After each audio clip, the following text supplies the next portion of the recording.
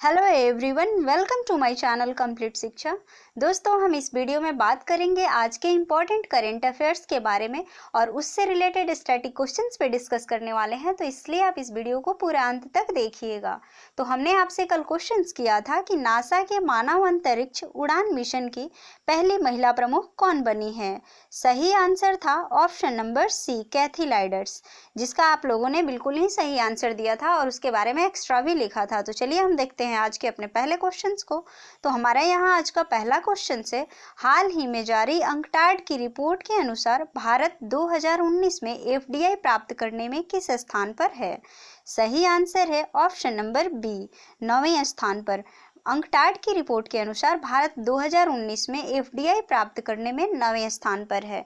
अब देखिए, यहाँ एफडीआई का बात हुआ है तो हम लोग एफडीआई के बारे में जानते हैं। तो एफडीआई का फुल फॉर्म हो जाता है फॉरेन डायरेक्ट इन्वेस्टमेंट। इसका मतलब ये हुआ कि जो भी कंपनियां बाहर से आती है, फॉरेन की कंपनियां होती है, और वो यदि आपके यहाँ पे बिजनेस करती है, अपना कंपनी स्थापित करती है, तो ये मतलब उसको क्या होता है कि एफडीआई को फॉलो करना पड़ता है। जो रूल्स होते हैं उस कंट्री के, मान लीजिए हमारे कंट्री में आ रहा है तो हमारे एफडीआई नियमों को पालन करेगी कंपनियां।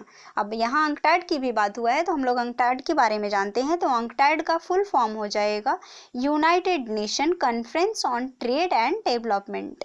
और बात कर लें हम यदि, तो इसमें जो 2018 में हुआ था वो एफडीआई हमारा देश प्राप्त किया था। कितना? 2018 में $42 बिलियन हुआ था। और यही एफडीआई 2019 में बढ़ करके कितना हो गया है? तो $51 बिलियन हो गया है। और इसके साथ ही हमारा देश किस स्थान पे आ गया है? तो 9वें स्थान पर आ गया है। और सबसे ज़्यादा एफडीआई प्राप्त करने की बात करें तो वो सिंगापुर से हमारे देश में प्राप्त हुआ है। एफडीआई कहाँ से हमारे देश को प्राप्त हुआ है सबसे ज़्यादा? तो सिंगापुर से। कितना? 14%, अप्रॉक्स 14% प्राप्त हुआ है। तो हम देखते हैं अपने अगले क्वेश्चन को। हमारा यहाँ अगला क्वेश्चन है, हाल ही में विश्व मरुस्थलीकरण और सूखा रोकथाम दिवस कब मनाया गया।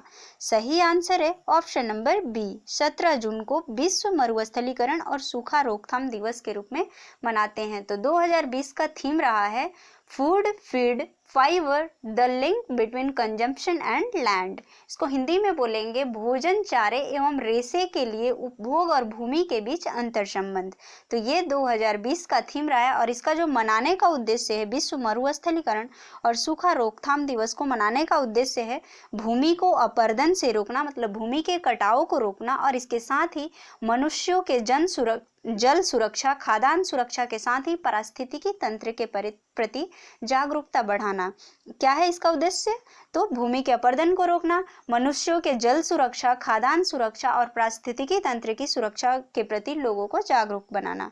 तो हम देख लेते हैं अगले क्वेश्चंस को। हमारा नेक्स्ट क्वेश्चन है, भारत विजय दिवस पर किन देशों में तीनों सेनाओं को भेजेगा।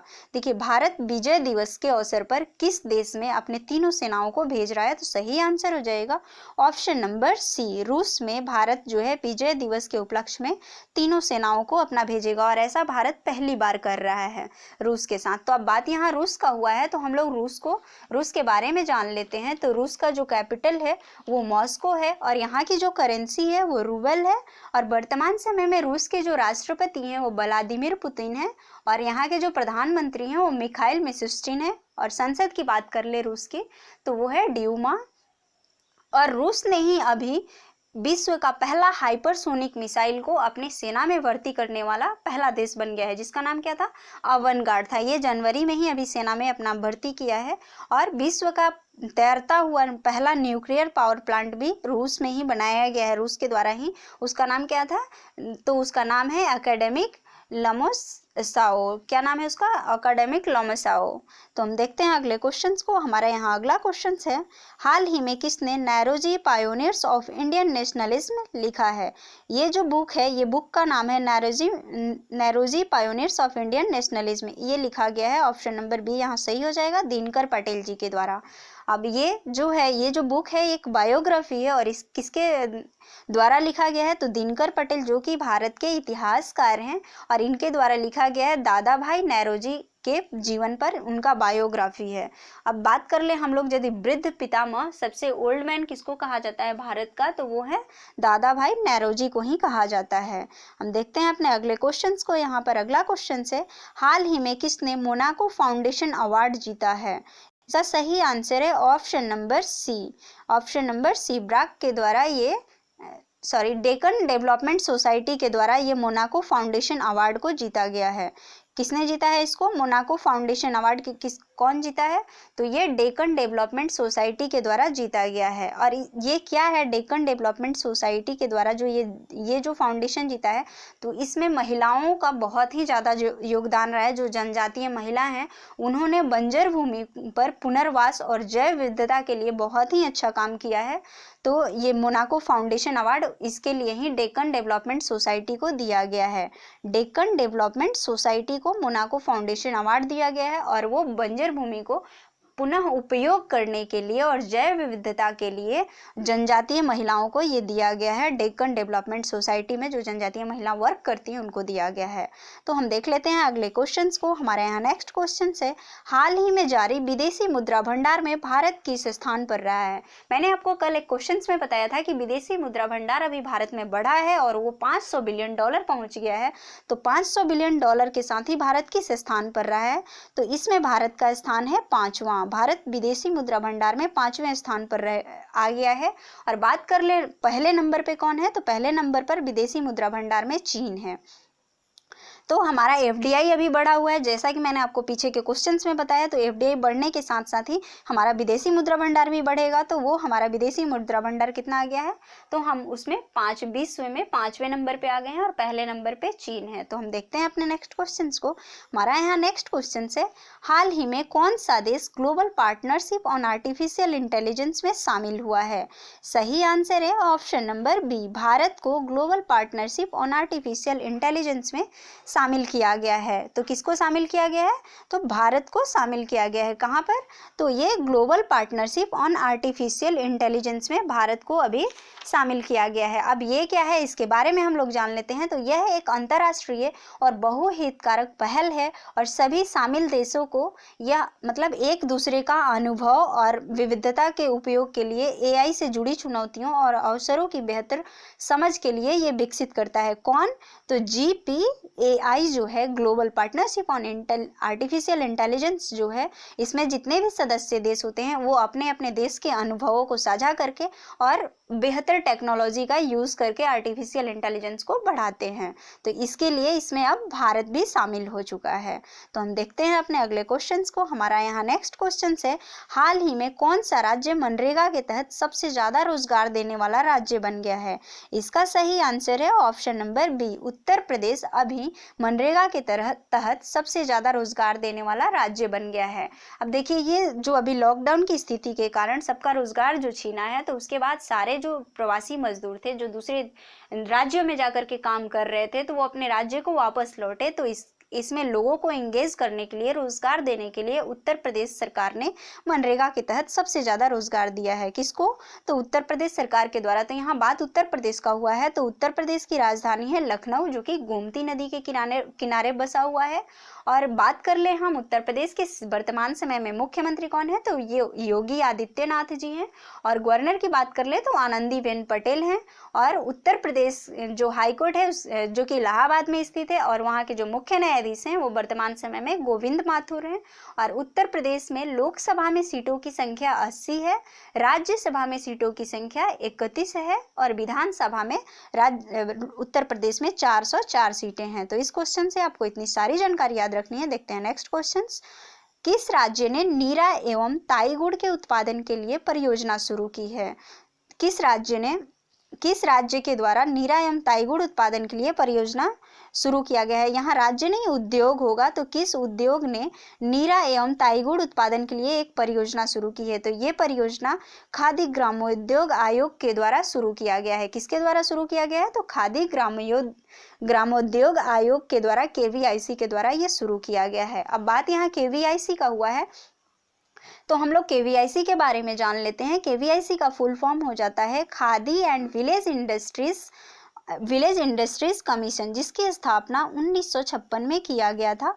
और इसका जो वर्तमान समय में हेडक्वार्टर है वो मुंबई में है। और अध्यक्ष की बात कर ले तो वर्तमान समय में विनय सक्सेना है। तो देखिए, ये जो है इसका मतलब नीरा और ताईगुड़ उत्पादन में ये परियोजना को शुरू क्यों किया गया है खादी ग्रामोद्योग आयोग के द्वारा? तो इसका मतलब ये हुआ कि इस योजना का मेन जो उद्देश्य है वो सॉफ्ट ड्रिंक में विकल्प के रूप में लोग क्या करें, नीरा को बढ़ावा देने के लिए तथा जनजातियों का जो पारंपरिक पासिक स्वरोजगार को सृजन के लिए, मतलब कि ये हुआ कि जो लोग नीरा का उत्पादन करेंगे तो उसको एक सॉफ्ट ड्रिंक में लोग अपना शामिल करें, उसको एक विकल्प के रूप में माने, इसके लिए इसका उत्पादन बढ़ेगा इससे। और ताई गुड़ का भी उत्पादन को बढ़ावा देने के लिए, जिससे कि जो इस पर डिपेंड है, जिनका ये जीविका है एक तरह का, जो पारंपरिक पासिक लोग हैं, वो क्या करते हैं कि ताड़ को मतलब कि ये करके उसका उत्पादन करके और उससे अपना जीविका चलाते हैं, तो उनको भी रोजगार प्रदान करने के लिए यह जो है खादी ग्रामोद्योग आयोग के द्वारा ये परियोजना एक शुरू किया गया है। तो हम देखते हैं नेक्स्ट क्वेश्चन को। हमारे यहाँ नेक्स्ट क्वेश्चन है, कौन सा मंत्रालय खेलो India state centre of excellence की स्थापना करेगा? सही आंसर है ऑप्शन नंबर ए, खेल मंत्रालय ने खेलो India state centre of excellence की स्थापना करेगा। इसके द्वारा जो है खेल मंत्रालय भारत के 8 राज्यों में सरकारी स्वामित्व वाले, मतलब कि सरकार के द्वारा जो चलाया जाएगा, खेल सुविधा केंद्र की स्थापना करेगी। और उसमें कौन कौन सा 8 राज्य है? तो वो राज्य हैं अरुणाचल प्रदेश, मणिपुर, केरल, मिजोरम, तेलंगाना, नागालैंड, कर्नाटक और उड़ीसा। तो इन सभी राज्यों में खेल मंत्रालय के द्वारा खेल सुविधा केंद्र खोला जाएगा। और हमारे जो खेल मंत्री हैं, केंद्रीय युवा मामले और खेल मंत्री हैं, वो हैं किरण रिजिजू। तो आज के लिए बस इतना ही। हम देख लेते हैं आज के क्वेश्चंस को। तो हमारा आज का क्वेश्चन है, अमेरिकी सैन्य अकादमी से स्नातक की उपाधि पाने वाली पहली सिख महिला कौन बनी है? इसका आंसर आपको कमेंट बॉक्स में बताना है। और यदि आपको हमारी वीडियोज अच्छी लगती है तो आप इसे अपने दोस्तों के साथ शेयर करें, और अच्छी लगे तो आप इसे लाइक करें, और हमारे चैनल पर नए हैं तो हमारे चैनल को सब्सक्राइब भी कर लें। तो चलिए हम जल्दी जल्दी आज के जितने भी क्वेश्चन को पढ़े हैं उसको रिविजन कर लेते हैं। तो आज के लिए रिवीजन के लिए पहला क्वेश्चन है, हाल ही में जारी अंकटाड की रिपोर्ट के अनुसार भारत 2019 में एफडीआई प्राप्त करने में किस स्थान पर रहा है?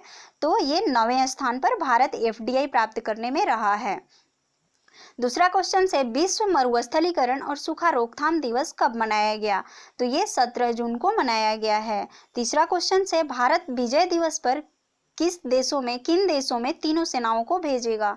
तो ये रूस में भेजने वाला है अपने तीनों सेनाओं को। हाल ही में किसने नायरोजी पायोनियर्स ऑफ इंडियन नेशनलिज्म लिखा है?